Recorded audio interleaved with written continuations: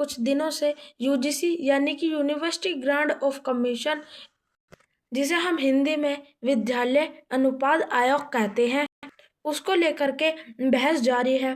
कुछ लोग इसका विरोध कर रहे हैं और कुछ लोग जो इसके ऊपर आवाज उठा रहे हैं। हाल ही में उत्तर प्रदेश के बरेली शहर के सिटी मजिस्ट्रेट अलंकार अग्निहोत्री ने अपने पद से इस्तीफा दे दिया है।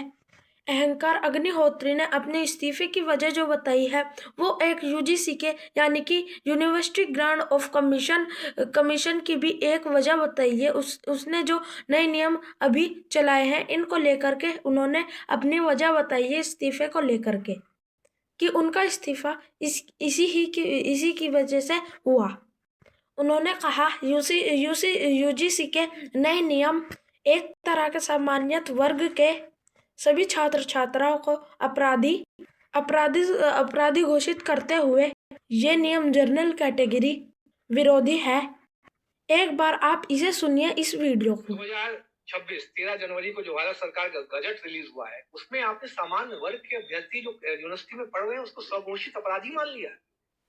मतलब आपका बेटा या बेटी वहां पढ़ रहे होंगे, उनके कोई भी फर्जी शिकायत लगा देगा ये हमसे भेदभाव कर रहा है और समता समिति उसका शोषण करेगी। उत्तर प्रदेश सरकार ने अहंकार अग्निहोत्री के खिलाफ अनुशासनात्मक कार्रवाई के आदेश दे दिए हैं, लेकिन इस बीच यूजीसी के नए नियम को लेकर के बड़ी बहस हो रही है। यूजीसी के नए नियम क्या हैं, हम विस्तार से समझते हैं।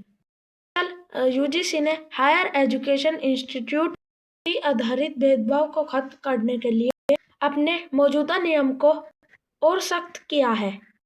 2026 को University Grant Commission of Equity in Higher Education Institutes Regulation 2026 जारी किया है। एजुकेशन के मुताबिक इसका उद्देश्य यह है कि धर्म, नस्ल, जाति, लिंग, जन्म स्थान, विकलांगता के आधार पर छात्र छात्राओं का भेदभाव ना हो और विशेष रूप से अनुसूचित जाति और अनुसूचित जनजाति, सामाजिक एवं शैक्षणिक रूपों से पिछड़े वर्गों, आर्थिक रूप से कमजोर वर्गों को और इनमें से किसी भी वर्ग के भी सदस्य के विरुद्ध भेदभाव कम किया जा सके।